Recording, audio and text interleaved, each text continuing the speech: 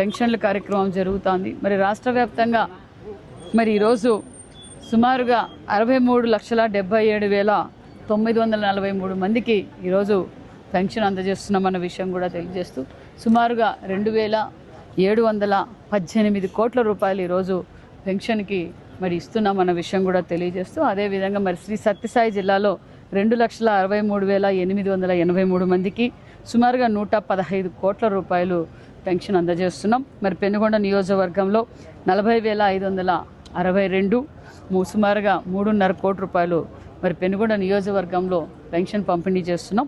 మరి పెనుగొండ టౌన్లోనే మరి ఈరోజు 2,752 సుమారుగా 1,50,00,000 రూపాయలు పెనుగొండ టౌన్లోనే పెన్షన్ పంపిణీ కార్యక్రమం కూడా చేస్తున్నాం. ఈరోజు పెనుగొండలోని ఈ మున్సిపాలిటీలోని రైల్వే స్టేషన్ రోడ్డులో ఈరోజు పెన్షన్ పంపిణీ కార్యక్రమం కూడా చేసాం. అందరూ మరి పెన్షన్దారుల దగ్గర కూడా వెళ్ళి ఏంటి మీకు ఎలా పెన్షన్ వస్తుంది ఏమని కూడా పెన్షన్దారులను అడిగితే ఆదివారం 1వ తారీఖు వస్తే ముందు రోజే పెన్షన్ ఇస్తున్న ప్రభుత్వం కూటమి ప్రభుత్వం మాన్యశ్రీ ముఖ్యమంత్రి చంద్రబాబు నాయుడు గారికి ప్రజలంతా ప్రత్యేకమైన ధన్యవాదాలు కూడా తెలియజేశారు.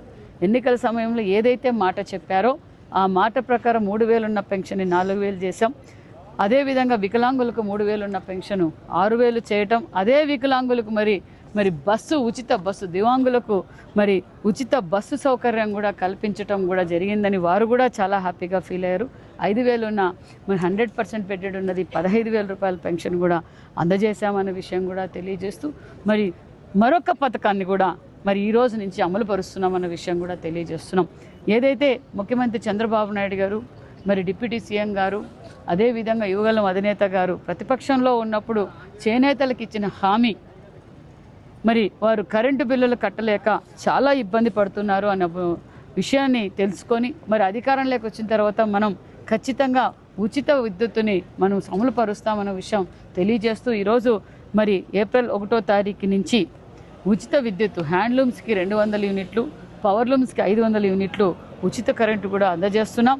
మరి ఈ పథకాని కోసం 150 కోట్ల రూపాయలు కూడా సంవత్సరానికి మనం ఖర్చు పెడుతున్నామన్న విషయం కూడా తెలియజేస్తూ మరి హ్యాండ్లూమ్స్కి ఈ ఒక లబ్ధిదారులకు నెలకు 720 రూపాయలు లబ్ధి పొందుతుంది.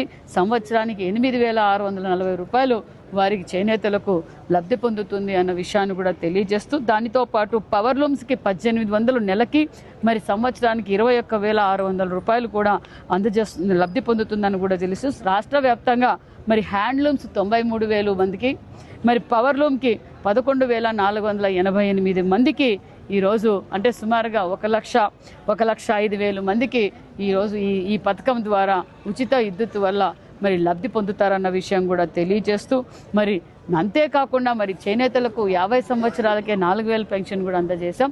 మరి వారికి కావాల్సిన థ్రిఫ్ట్ ఫండ్ కూడా ఏర్పాటు చేశాం. మరి చేనేతల్లో కళాకారులు తయారు చేసిన వస్త్రాలను డైరెక్ట్ ఎగ్జిబిషన్స్ ద్వారా మరి వాళ్లకు సేల్స్ పెంచడానికి ప్రోత్సహించడానికి కూడా ఎప్పటికప్పుడు ఎగ్జిబిషన్స్ కూడా పెడుతున్నాం. స్కిల్ ట్రైనింగ్ కూడా అందజేస్తున్నాం. దాంతోపాటు పనిముట్లు కూడా 90% సబ్సిడీతో కూడా అందజేస్తూ మరి అంతేకాకుండా మరి అందరూ మరి ప్రజలందరికీ కోరుకునేది ఒకటే, ప్రభుత్వం చేనేతలకు పెద్దపీట వేస్తుందనే విషయం తెలియజేస్తూ మరి ప్రజలందరూ కూడా చేనేత వస్త్రాలు కూడా ధరించవలసిందిగా కూడా కోరుకుంటూ కూటమి ప్రభుత్వం అంటే పని చేసే ప్రభుత్వం, మాటలు చెప్పే ప్రభుత్వం కాదన్న విషయం కూడా మీకు అందరికీ తెలియజేస్తూ మరి ఈరోజు పథకాల మీద పథకాలు, ఎందుకంటే మొన్నటి రోజు దివ్యాంగులకి మరి ఉచిత బస్సు సౌకర్యం అందజేశాం. మరి ఈరోజు మరొక పథకాన్ని మరి చేనేత కార్మికులకు ఉచిత కరెంటు కూడా అందజేశాం. మరి మొన్న పండగ రోజున మరి మెగా జాబ్ క్యాలెండర్ కూడా రిలీజ్ చేశాం.